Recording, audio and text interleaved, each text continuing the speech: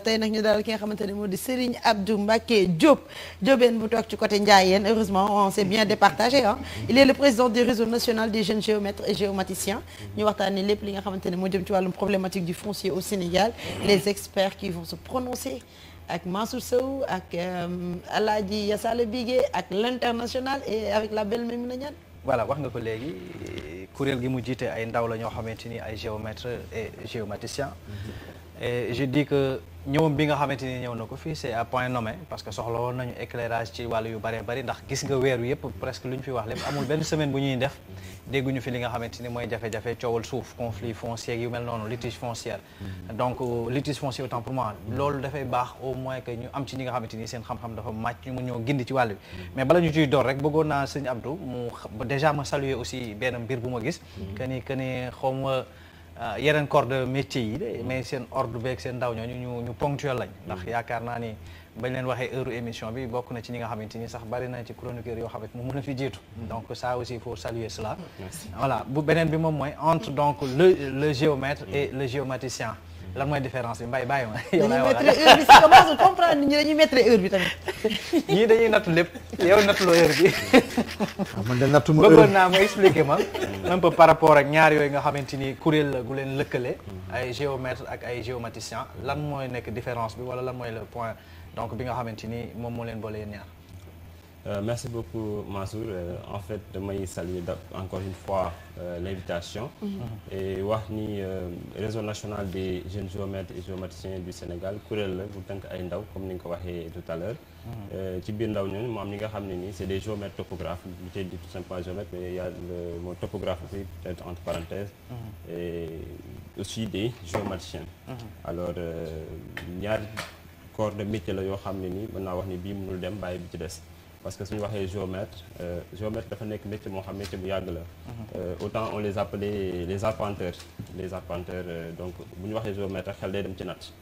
xel day dem également ci lépp lu jëm ci wàllum suuf xel day dem ci lépp lu jëm ci wàllum peut-être aussi aménagement et tout. Mais de l'autre côté aussi am nañ ce qu'on appelle les géomaticiens ñu jege ñu trop tamit ñu bokk ay lu bëri ci lu ñuy liggéey ci lu jëm ci aménagement. ñoom nag ñu accès aussi lu bëri ci seen domaine ci wàllum tey jii utilisation de l'informatique de l'outil informatique avec les systèmes d'information géographique les SIC mais aussi tout ce qui tourne autour de la photogrammétrie l'utilisation des drones de l'image satellitaire donc c'est un domaine un peu vaste parce que tax au niveau de l'école bu ñu koy def on dit qu'en fait la géomatique englobe même le métier des géomètres en fait il y a là aussi la géodésie donc les géodésiens les photogrammètres mooy ñuy utiliser ce qu'on appelle des drones pour jël ay images satellitaires peut-être différents un peu des drones que vous utilisez pour des images juste voilà pour vos émissions mais aussi la cartographie la télédétection donc tout ça c'est des domaines yoo xam ne ni dañ naan géomatique moo ko ëmb amoon naa benn professeur bu daan faral di wax ni en fait même que ça soit la topographie que ça soit la géodésie que ça soit la cartographie tout ça on peut regrouper ça dans la géomatique. Voilà en gros c'est ça maintenant voilà, un peu par rapport à l'actualité avant d'en venir ci li nga xamante ni moom mooy la problématique donc du foncier au Sénégal ak li mu am lépp wax nga ko léegi seen xam-xam màcc na ci li nga xamante ni aussi quand on parle d'urbanisation quand on parle aussi ci nañ ko mën a jàppe tey ak démb ak ginnaaw en tout cas ci ay bés bi gis nañu ndox bi fi jot a tuur rek gis nañ ci capitale bi nga xamante ni rawatina au niveau de la banlieue kenn mënatu fa dem jafe-jafe ji à ce niveau-là ci mbir mi bi ñuy concevoir li nga xamante ni moom mooy tolluwaayu travaux ya fa nekk autant pour infrastructure ya fa nekk dëkkuwaay bi wala jafe-jafe à quel niveau lañ ko mën a situer foofu rek tey damay may tuuti ma leeral un peu li nga xam ne nii mooy suñu domaine d'intervention tey bu ñu waxee aménagement géomètre topographe géomaticien dañu am rôle bu am solo bu ñu ci war a jouer parce que tëralinu parcelles yi tëralinu terrain yi mën naa wax ne ci ñun la dépendre ñun ñooy ñi nga xam ne tey ñooy def plan de lotissement yi bien sûr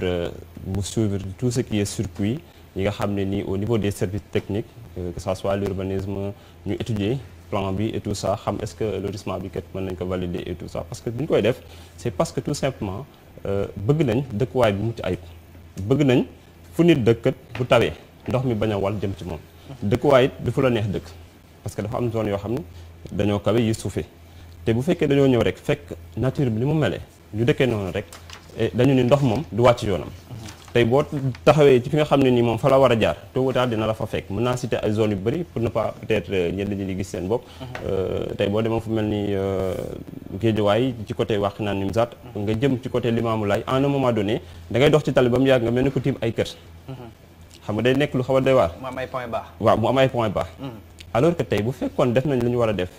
respecter procédure yi nga xam ne nii les services techniques ñoo ko war a étudier. maanaam def ce qu'on appelle tout ce qui est terrassement fu ma nee terrassement mooy tey fii kawe na fii suufe na ñu def le tout ba wàccee suuf si xool nu ñu def ba am canalisation boo xam ne ni ndox mi day am benn pente bu muy suivre dem ci exutoire yi nga xam ne nii tey def nañ ko mën ko jël yóbbu ko géej wala ci canalisation boo xam ne nii tey dina am fu mu ko sànni ji moo xam zone de captage la wala zone de recyclage des eaux usées wala même des eaux de pluie mais maanaam daal dañoo war a tey teg benn étude boo xam ne nii dina ni fii kat mbedd la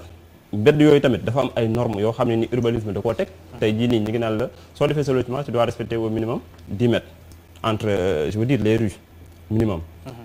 bari na fi quartier yoo xamante am na ci quartier yoo xam ne nii pour vous dire dëkkuwaay yi tamit dafa am lu ko jiitu parce que y a l'historique du foncier au Sénégal mooy ñoo xam dañoo ñëw di fàkk di dëkk fàkk dëkk yooyu tamit ci jamono surtout Dakar lañ koy gën a gis ndax boo demee dëkk bu mel ni Louga tey da ngay gis ni dañ ko def lotissement genre en forme de damier da ngay ñëw gis ni mën nga taxaw ci mbedd di xool ba sa bët yam da ngay gis ni oto yi dañuy daw nu mu la neexee mën naa xewle ci kër bâche ci buntu bi te teewul oto di daw à côté ainsi de suite comme peut-être fu mel ni Mbour wala Touba mais Dakar peut-être soo à part nga génn capitale bi nga dem carrément vers Médina Dakar Plateau nga dugg un peu ci zone yi ñu naan c'est la banlieue rek da ngay gis ni am na désordre tey am na ci zone yoo xam ni bu problème amoon sax sapeur pompier bu fa bëggoon a dugg tey pour fay lakk du àgg c'est dangereux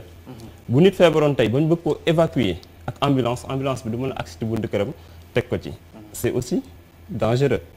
donc lotissement dafa bëri lu muy tëni du rek da ngay ñëw dagg say kër ñu ni fii yëpp ay kër la dafa am ce qu'on appelle les équipements dafa war ànd ak tey jii ay hôpitaux wala ànd ak ay espace public ay espace vert foo xam ne nii ki mën na génn këram peut-être bu bëgg a féexlu dem toog fa mu doon ay jardin yu ñu aménagé ci biir lotissement bi dafa war am aussi ce qu'on appelle peut-être yeneen équipement comme sapeur je veux dire la gendarmerie police ainsi de suite loolu ci grand lotissement yi da nga koy gis mais nag loolu yëpp dañ ko xawoon a néewal doole ci je veux dire ñàkkal solo ci jamono yenn yi ba nga xam si ni fu bëri ci quartier Dakar yi tey dafa nit ñu dëkkee maam nu leen neex la et là aussi moo bokk ci lu favoriser insécurité bi. moo bokk ci li favoriser non seulement insécurité bi mais aussi le problème des inondations comme je l'ai dit tout à l'heure ndox ku dëkk ci yoonam moom mu fekk la ci yoonam te du fa wàcc et que à la kulli àll pour nga jógee fa il va falloir qu'on trouve des solutions et il y a de ces quartiers où même si on voulait trouver des solutions c'est pas possible on parle peut-être de remembrement ak leneen de restructuration mais danga naan quartier yi man personnellement à mon humble avis il y a de ces quartiers li ma mën a wax rek mooy état ñu nekkoon ci état yoo xam ne am nañ doole mais aussi ñu am vraiment le courage peut-être de dégager des boulevards pour qu'au moins tey boo nee da ngay def canalisation mais canalisation ci ay mbedd lay jaar n'est-ce pas peut-être am nay canalisation peut-être am na quelques mbedd yoo xam ni mën nga fa jaarale say canaux n'est-ce pas pour que tey boo ko fa gasee ndox mi nga xam ne nii tey ñu ngi koy capter ci fosse septique kër yi mën a am ay branchements raccordés foofu mais tey boo demoon ci yenn quartier banlieue yi wala même yenn quartier Dakar yoo xam c'est on suppose que c'est dans la ville tey boo doon bëgg a def canalisation foo jaarale say et on n'ose pas peut-être yëkkati ñenn ñi ne leen fii dañ fay war a jaarale des projets et pourtant l'État a ce pouvoir là fa jaay kër ba pare à qui la faute. c'est pourquoi je l'ai dit tout à l'heure dëkkuwaay yu bëri fii à Dakar dëkkuwaay yoo xam ne nii la ci wàllum sama toolu maam la woon fii ñoo ko moomoon suñu suuf maam la woon donc ce qu'on appelle peut-être le droit foncier coutumier loolu am na du ma tudd peut-être ay zones mais zones yu bëri noonu lañ dëkkee à Dakar différent peut-être des zones comme la Médina où peut-être on voit qu'il y a un lotissement il y a les rue telle comme mooy angle tel rue telle foo bëgg a dem mën nga gis je veux dire sa localisation rapidement mais il y a de ces zones ça n'existe pas li ko waraloon mooy man ak yow ñoo bokk benn famille paa bi nekkatu fii ñoo bokk kër gi damay daggee nu ma neex ubbee sama bunt fee kee daggee nu mu ko neex ubbee fee wala benn tool la maa ko moom dama koy daggee nu mu ma neexee kee daggee nu mu neexee après ñun ñëpp kenn xalaatul ni fii mbedd la bu ñu war a mën a bokk dañ ko war a bàyyi. li leen a wax dafa am solo. peut-être ci loolu la ñuy def sax. ñooñu nan lañ def ba dëkk foofu souvent aussi on le demande. Est-ce que tey jëlee c'est obligatoire qu'on puisse avoir. Quand on parle de rue à la Médina et tout il paraît que colon yi ñoo fate ko na organisation boobu noonu. donc si vous voulez dire que juste après que ne gars yi moom dañoo ñëw rek installé ils n'ont pas ajouté ku yokkul yaa wàññi cim réew. bon je pense que ci côté boobu. colon yi muy wax noonu dama doon suivre benn émission je sais plus si c'est ITV ou un vieux très pertinent. qui parlait même quand il disait que Serigne Touba est un citoyen d'honneur à Dakar bi muy wax ci këram gi nga xam ne ni moom la jënd fii wetu Sandaga. je sais plus c'est un vieux très pertinent muy wax ci wàllum mu ni colon yi en fait. ñun on a tendance à dire tout simplement que tout ce qu'ils font ils ont fait ici c'est mauvais mais aussi en partie ils ont fait quelque chose de bien muy à chaque fois man j'ai eu peut-être la chance à passer quelques vacances à Dakar Plateau près de Camp Dial Diop mais j'ai remarqué que bu taw bi booy gis ndox c'est parce que mi ngi ndox maa ngi wàcc bu taxawee da ngay dégg muy ruisselle topp tali yi pourquoi parce que ils ont pris le temps d'étudier d'aménager génnee fu ndox war a jaar ñu jaarale ko fu kër war a nekk ñu nekk fa bàyyi ay rue kii mën a gaare kii mën a dugg kii mën a dagg garage kon boo dee colon yi ñoo ko defar tey jii nga gis ni foofu kii ne donc ils ont fait quelque chose d'important maintenant la suite bu ñu fekkee ne ñoom def nañ ba benn instant ñu légué nos gouvernants je pense que ils ont dressé peut-être un chemin à suivre parce que nit ki tamit même bu doon se noonu la lu baax la muy def yow jàngate nga boo koy wax ci dëkk waayam di nga daanu boo koy wax ci nekki waayam ci biti di nga daanu boo koy wax ci setu dëkkam di nga daanu parce que loolu moom da ko am organisation da ko am mais loolu nag tey bu ñu ko c'était très bien organisé kon waru woon am raison ñu am tey problème yi c'est parce que ñu ko légué ñoom ñoo ko salfaañi c'est exactement là où j'allais en venir j'ai dit tout à l'heure nit ki boo nekkee ak moom même bu fekkee ni du sa xarit mais li nga gis ci lu baax ci moom copier ko dressé nañ la grande voie on voit que certains quartiers quand même quoi qu'on puisse dire bien que Dakar moom mën nañu ne fépp presque am nay coono am nay coow mais am na quartiers yu tane donc nañu def ba am peut-être plan d'urbanisme yooyu noonu am plan de lotissement yoo xam ne nii ça nous permet ñu kii waroon nañu mën a def noonu ci continuité mais avec quand même la forte arrivée du monde rural Dakar dem na ba attanatul peut-être voilà cette population nit ñi commencé di def expansion anarchique voilà galopante man dama bëggoon xam exactement ci loolu ñu wax lépp conséquences yi mu am ak yooyu bala ñu dëkk ci tey jëlee ci problématique bu tey foncier carrément yi ñu am quand je parle de Ndingler quand je parle de Tobène quand je parle de dëkk yu bëree bëri wax Bambey bërki démb wax Kahone wax feneen ak feneen dama bëggoon xam léegi ci booy jënd maanaam achat ou bien vente terrain boo koy def est-ce que l'intervention peut-être d'un géomètre dafa nekk loo xam ne c'est obligatoire muy lu am solo laaj bi et j'ai insisté à venir pour en fait au niveau des télés pour en fait donner une sensibilisation parce que le géomètre comme nit ku nekk ni ngay gisee nii peut-être mën naa leen demander est-ce que am ngeen avocat très souvent dañ naan la boo bëggee nekk un grand monsieur il te faut un avocat et un banquier mais moi je dis que il te faut aussi un géomètre voilà sama jarbaat Adama Ndiaye maa ngi lay nuyu. tey nag doon na ma neex ma dégg ni tey doon na ma neex. alors à partir de ce moment j'entends maître Bamba Cissé maître El Hadj Diouf. mais j'aurais voulu aussi voilà maître Ciré Clédor je ne sais pas Hassan Touré et autres mais j'aurais bien aimé entendre également ñu ngi nuyu peut-être monsieur Palamine Fall. Un géomètre expert qui a beaucoup œuvré pour le Sénégal, monsieur Mamadou Ndir, c'est notre président de l'Ordre national des géomètres experts. Et aujourd'hui, ces gens-là, ils sont en train de faire en fait un travail et tout ça, d'abattre le travail. Mais en fait, peut-être c'est le métier qui est un peu méconnu. Et pourtant, rien ne se passe sans que le géomètre soit là. lépp lu ñuy def tey boo ñëwee ngeen da ngay jënd sa kër boo waxee sa kër kat li ci ëpp solo mooy fan la sama kër tàmbaleeg fu mu yem. kan moo koy wax le géomètre. Le nom maître là l'une des parties maître loolu lay en fait mesure c'est fait en fait c'est tout à l'heure quand vous saluez ma ponctualité nous notre slogan c'est la précision on dit que la précision est notre quête tout ce que l'on fait ça doit se faire sur la base d'une précision li tax ma wax la loolu mooy tey bu amul lotissement ñu nga jënd sa kër ci benn lotissement quelconque même boo ñëwee nit ki ne la man de sa parcelle la ngi nii parcelle temps tàllal la plan bi et tout ça mu jox la plan bi yow sa bopp loolu rek waroo caa yem même bu doon moom moo la jaay war nga dem wuti information via les géomètres am na nag géomètres yoo xam ne ñu ngi ci état bi am géomètre du privé di ngeen dégg ñu ne impôt domaine. Et au niveau des impôts et domaines il y a ce qu'on appelle le cadastre. Il y a aussi l'autre démembrement là, ou peut-être tout ce qui est foncier, je veux dire la conservation foncière. tey foofu noonu dafa nekk ay structure yoo xam ne nii lépp lu jëm ci tëralinu suuf si ñoom ñoo ko yor. léegi nag boo waree jënd tey war nga xam zone bi ngay jënd nii tey boo woon géomètre je parle pas de n'importe quel géomètre parce que aussi comme vous déplorez la dernière fois je vous ai suivi sur une de vos émissions le fait que le métier de journalisme soit mu am nu ci rax loolu la amee ci métier yëpp suñu métier tamit loolu da ci rax corruption bi yaa ngi may dégg et n'est pas géomètre qui le va géomètre dafa nekk métier mu sensible donc ce qui veut dire que li may wax tout à l'heure man ni waa dëgg xam nga géer bu nga baal ma de dëgg la géer bu taxawee di animé naan ñun yéen sama géer ñi géer gi mooy animé naan yéen sama géer ñi léegi ñun géwél lan la usurpé na géwél yi acca voilà xanaa ngeen jël géer gi rek yëpp ñu rax alors donc je disais nga war a jënd sa terrain war nga xam ndax lotissement bi lotissement bu baax la ndax jaar na fa mu war a jaar boo ko jëndee ba pare tamit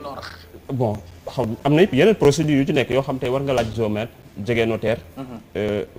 daal di xam information yi nga xam moo nekk ci parcelle parce que est-ce que xam ngeen ni parcelle dañ koy hypothéquer soo amee sa titre foncier xam ngeen mën nañ koy hypothéquer nit ki mën na hypothéquer titre foncier am jaayaat la ko sama oto su ma ko jëloon tey hypothéquer ko ci banque ñëw di la jaay yow demoo service des mines pour xam man lan mooy sama état wu carte grise bi lan nu muy demee bu ma la ko jaayee vérifié après doo ko jaay kenn tant que fayu ma prêt bi parce que moom laa ko garanti loolu dafa exister ci foncier donc bu ñu fekkee ni tey suuf soosu noonu dañ koo hypothéquer yooyu yëpp fi nga xam ne ni mooy service technique yooyu ñoom dañ koy am yooyu yëpp da nga ko war a vérifier boo ko vérifier nag ba pare nga doog a mën a jël sa xaalis naan yaa ngi jox kii que ce soit moo xam ndax entrepreneur la moo xam ndax géomètre entre guillemets la moo xam ndax géomètre reconnu la donc procédure yëpp boo ko toppee nag à partir de ce moment nga xam information yi nekk terrain bi moom tamit moo lay délimiter exactement ces 4 coins ou bien je ne sais pas n'importe quelle forme peut-être ça peut être trapézoïdal ça peut être forme carrée ou bien rectangulaire moom moo naan la sa borne ni B1 mi ngi nii B2 mi ngi nii B3 mi ngi nii donc lépp lu jëm ci wàllum kayit yeeg limite yeeg fii ak fii géomètre moo koy def may mën a man daal kaa ma jàll terrain wóorul daal ci gàttal may mën a xam nga sànq yaa ngi wax ci mbirum inondation yi ñu revenir tuuti rek en arrière par rapport à ce point d'ailleurs am nañ benn grand reportage bu war a jàll le dimanche mooy des reportages bi ci affaire inondation yi boo demee foofu ñoom ñi nga xam ne ñoo dëkkee sur place notamment Pikine Icotaf wala fi nga xam ne mooy Diamaguène Sicap Mbao ñi fa dëkkee ci boppam dañ la ne ñoom peut-être bu ñuy dëkk seen kër yi bu njëkk ba nekkul woon ni foofu yoonu ndox la woon ndox mi moo leen fekk si ci point boobu noonu est-ce que yaakaaroon ne am na un manque de volonté politique bi nga xam ne autorités yi def nañ ko si pour mën a jël seen matuwaay yëpp ba bu nawet bi ñëwee par exemple ndox bi war leen ko mën a fekk boobu mooy un deuxième point bi mooy tey jii yaa ngi wax ci géomètre nu mu amee solo ci booy tabax kër est-ce que yaakaar ngeen ni seen métier boobu tamit population bi xam nañ sax réellement yéen lan mooy seen njëriñ ci booy tabax kër wala boo bëggee am benn loo xam ne daal war nga ko mën a tabax. Merci beaucoup soxna si évoqué nga d'abord premier point bi ki ni bi muy dëkk foofu moom du woon yoonu ndox mais c'est pas des choses qui s'apprécient à l'œil nu maanaam nit ki li muy gis ak li nekk bokkul fii maa fi taxaw xool naa sama bët pourtant dafa tàlli et pourtant techniquement ñun bu ñu ñëwoon mën nañoo découvrir que ni fii zone baa la dañ lay conseiller par exemple tey boo doon tabax sa kër mu nekk ci wetu route dañ lay conseiller boo sa doole mayee nga da nga war a def da nga war a rembler jóg ba jël un peu niveau tali bi nga xam ne ni jege na la boo ko deful lu muy def tali moom day wàccee ndox mi boo wàccee ndox mi nag sa kër la ko jëmale donc tant que y a pas d'étude rek ñoom c'est normal parfois ñu réagir noonu et ça se comprend. nit ki tamit degré bi mu toll rek lay wax. ñàkk xam mooy waral ñuy réagir. voilà ñàkk xam mooy waral ñuy réagir noonu tamit beneen affaire am na mën nañu wax tamit ci benn côté boo xam dëgg la bu fekkee ne ba ñu fay dëkk lépp lu ñu waroon def nañ ko ci bu beneen lotissement ñëwoon peut-être di def genre moom ay études am def voirie am bu ñuy wax voirie mooy tabax def nañ concevoir nañ lotissement bi dressé ay yoon jaarale ndox jaarale courant ainsi de suite bu fekkee ne nag tey dend nga keneen koo xam peut-être moo la ëpp doole def aménagement boo xam ne daf la sut goo xam ne wala nga sàggan mu déverser ci yow mais ndox mi sa kaw la jëm. Donc c'est une influence parce que personnellement moi-même j'ai eu à traiter ce genre de dossier. Alors la dame me dit que moi là où j'habite j'avais pas de problème d'inondation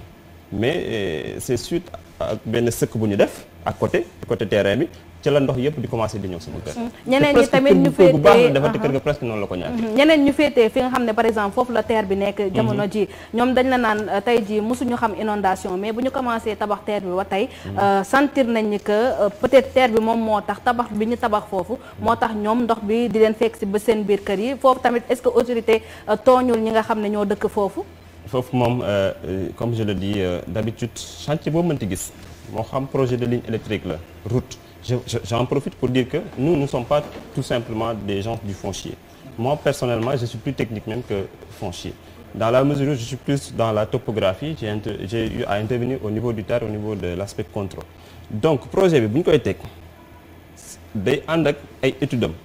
terre bi si boppam peut-être ànd na canalisation ak lépp mais instant bi nga xam ne ñu ngi ci étude bi foofu nag la jaxasoo bi amee. boo xoolee am na ñoo xam ni en fait des je veux dire des gens ñoo xam dañoo dëkkoon dend boo xoolee dañoo c'est comme si dañoo coupé séparé sans parler de problème bi nga xam ne nii moo am ci expropriation yi donc nga gis ñoo xam ne nii dañoo ñëw yëkkati leen te loolu droit foncier moo ko may état bu soxlaa da ngay jóg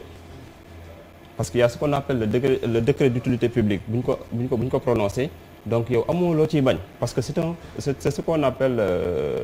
cause expropriation pour cause d'utilité publique soxla si ñëpp la terre bi dafay war a jaar dañoo war a élargir def nañ études yi par rapport à l'emprise c'est quoi l'emprise am na axe linéaire on laisse de part et d'autre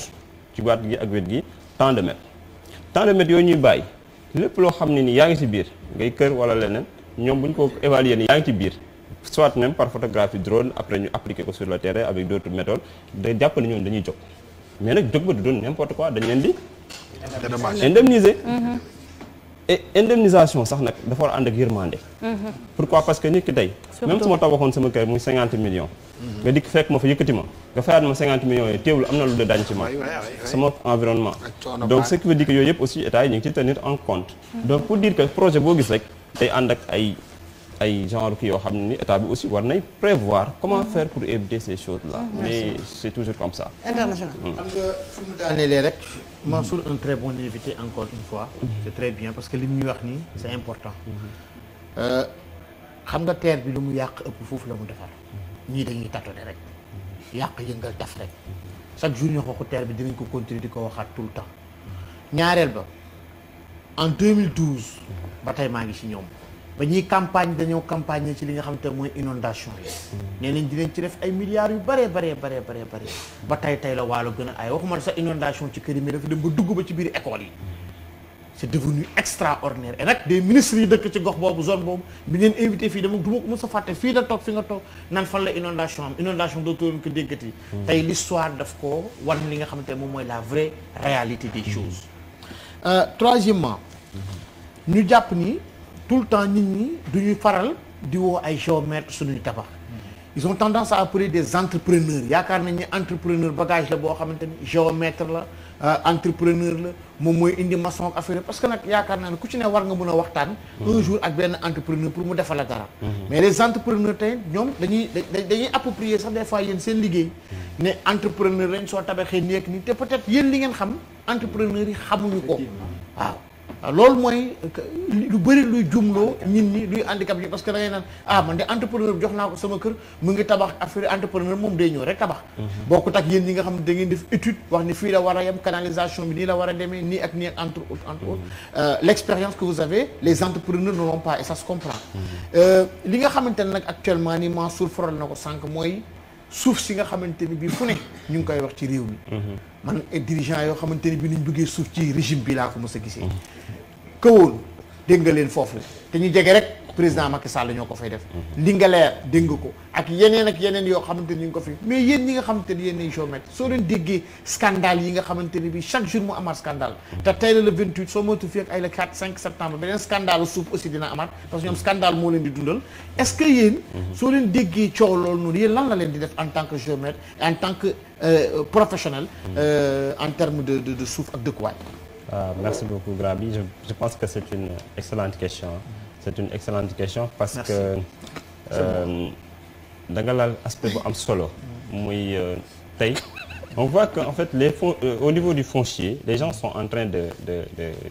voilà il y a beaucoup de polémiques, beaucoup de controverses. Chaque personne mi ngi am kii mi ngi naan jàppal bàyyil fii jàppal bàyyil fee te pourtant le plus souvent doo dégg géomètre wax ci. Au niveau des grandes télévisions on évite très souvent man ñu dëgg fi tam ñu toog soit c'est des hommes politiques soit c'est des gens bon yoo xam ne nii dañ leen a jiital je ne sais pas c'est quoi ñoom ñooy toog teg ni ñu ko sentiré alors que les experts sont là di déglu comme ni ko waxee tout à l'heure bi ngay baalu ak nit day toog di wax yenn saa yow fi nga toog nga kii comme man tey ni ma toogee am na ñeneen ci biir métier bi ñoo xam ay doyen lañu parce que je fais partie des plus jeunes je suis le plus jeune géomètre expert du Sénégal actuellement n'est-ce pas donc ay doyen yoo xam dañuy toog peut-être lu bari sax mën nañu koo décerner ci yow loo xam ne nii mënoon nga ko waxee nu gën n'est-ce pas alors de la même manière man à mon niveau dinaa toog gis ñu invité kenn ci benn problème et je me dis que c'est pas l'homme qu'il faut n'est-ce pas et là dama ciy profité lancer un appel à l'ensemble des télévisions il faut appeler les gens comme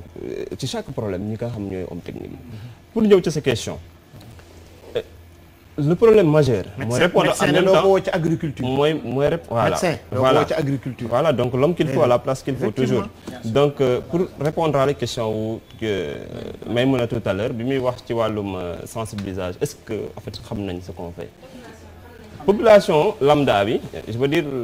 le citoyen lambda peut ne pas connaître le géomètre mais autorité amul benn autorité bu ëpp les géomètres. toutes les autorités en fait font avec les géomètres. mais bi may je veux dire di énumérer les problèmes du foncier au Sénégal xam nga la laa jëkk wax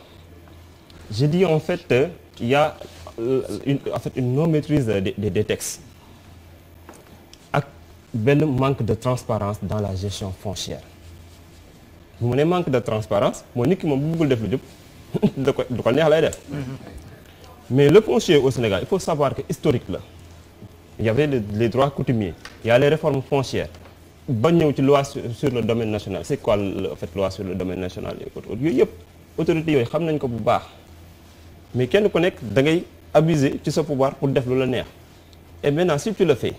et que l'autorité ki nga xam ni moom moo am pouvoir kase yow li nga def parfois mu teg ci tànkam luñ ci mën.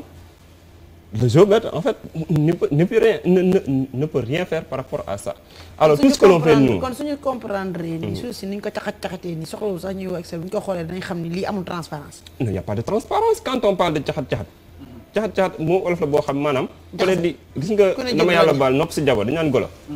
Gis nga façon lekkin bi ñuy lekk bu ñu tegoon dara kii coppat fi daw am na benn vidéo bu ma gis ñu koy coller ay benn parti politique ñu ne nii la ñuy lekk alalu askan bi. kii coppat fi daw kii coppat fi daw loolu mooy caxat suuf te ñu koy def ils s'enrichissent ci benn kii bu ndaw après dem seen yoon. ñoom la de d'accord Alaaji Sall bi. non c'est vrai. et c'est écœurant donc. xam nga c'est malheureux parce que tamit wax dëgg yàlla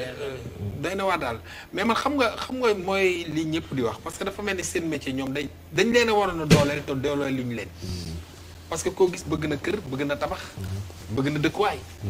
même boo amul sax kër gi ngay dëkk di fa luye dafa war a nekk kër goo xam ne dafa war a am tabax bu baax mais Sénégal ñu dafa mel ni géomètre ak architecte fonk ñu leen ñun sénégalais comme li Mbaye wax booy tabax da ngay wax sa benn booy maçon bu nekk ci koñ bi rek booy dóorama fii ñaari pant ak benn kii véranda ak salle après boo amee xaalis fondation bi saa nga xalaat da ngay ñëw teg fa R+1 tegaat ñëw teg fa R+2 pratiquement loolu moo am léegi dafa mel ni ñoom voilà léegi pratiquement gis nga dara yi daan yëpp noonu la demee noonu la demee da ngay commencé benn pante ñaari néeg benn salle benn véranda ñaari pante yàlla indi xéewal nga jekk-jekk rek dóor benn kii noonu lay demee donc ñoom seen liggéey dafay mel ni ñu leen waroon di doole la te ñi normalement seen liggéey xaw ma ndax am nga ni nee nga am ay géomètres yoo xam ne ñi ngi ci administration bi ñi ngi ci état bi. ak ñoo xam ne ñi ngi ci privé bi. est-ce que ñoom ñi nekk ci état beeg ñi nekk ci privé bi est-ce que waroon ñu leen waroon dal ba kenn du am droit tabax te ñoom demoo ci ñoom ba pare. ñu lëkkaloo nag avec les architectes loolu loi moo koy def. donc man foofu laa naan bañ njëkkoon ci bañaxaan gi la bañee. donc ñoom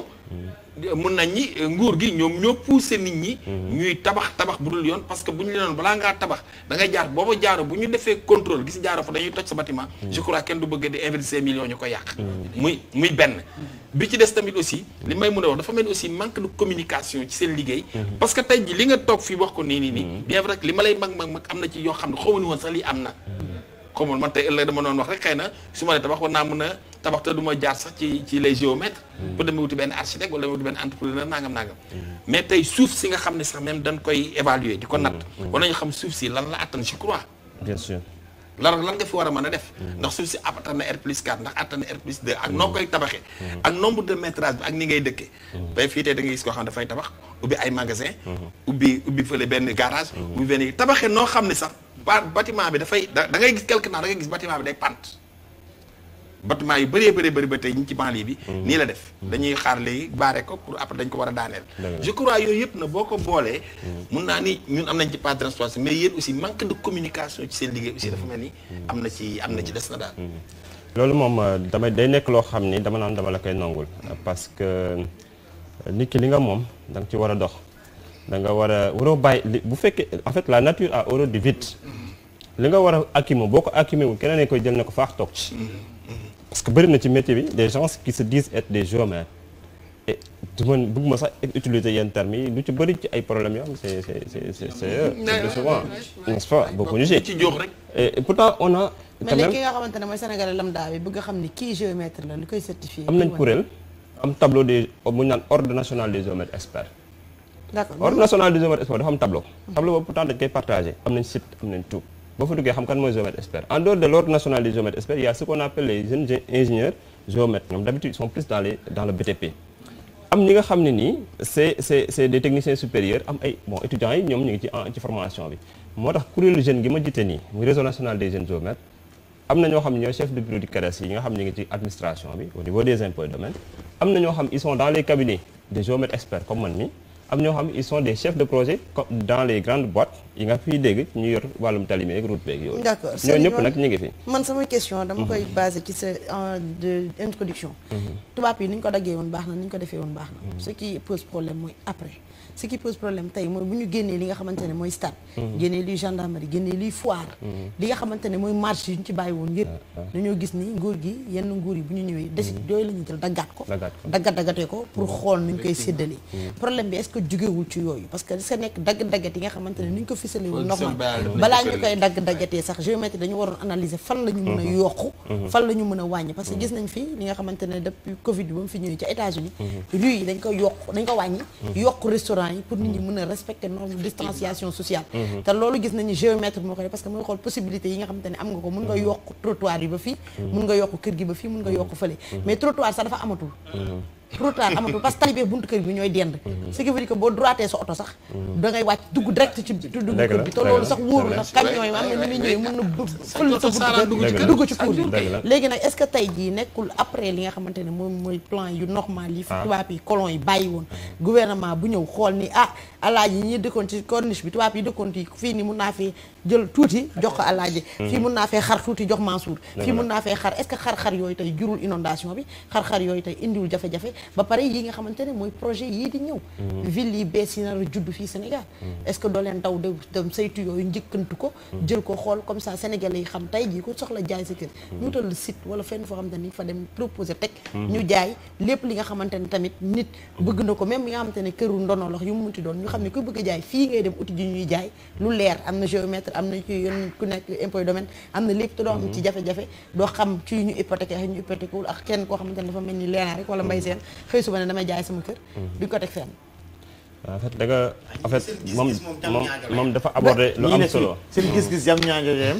te littoral bi dégg nañ ko woowu ñii ñoom lu fi ne ci suuf rek dajale nañ ko bu ko jël ndax ñi seen gis-gis jam ñaajo la yem. Ça c'est vrai. leur vision se limite ici à jam ñaajo. Tu sais en fait dañuy wax. d'habitude en 2024 pour encore résumer dañuy wax ne qui détient le foncier les terres détient en fait le pouvoir. tey kilifa goo gis lu muy njëkk a lijjanti bu amee xaalis mooy suuf lay ci suuf lay daw. donc tey dama lay wax rek ne la y a ce qu'on appelle les servitudes. Y a dans le domaine public il y a des parties qu'on appelle des parties qui sont inaliénables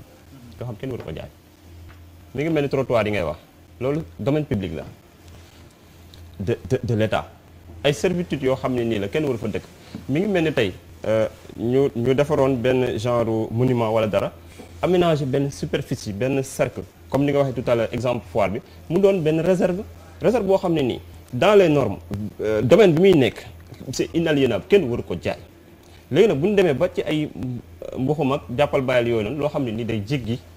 ay géomètres rek yooyu te Sénégal tamit peut-être dañuy toll ci domaine yoo ci jamono joo xam ne il faut que du ma wax rek Sénégal mais en Afrique qu'on ait des gens qui osent dire exactement la vérité telle qu'elle est. Il y a de ces zones suñ ko découpé comme ni ñuy waxee ci yenn zones yi lu fi xewoon dans le passé gis nañ fi ay problème mu Tobago bi ñu fay dëkk mais est-ce que xam nga ni bu ñu fay yëkkati ñenn ñi parfois c'est pour leur sécurité. Il y a ce qu'on appelle les servitudes électriques muy pylônes yoo xam ne dañu koo def de part et d'autre kenn waru fa dëkk parce que dafa am influence. mën nga yëkkati sa dara mën na tippte escanter sa doom wala sa keneen.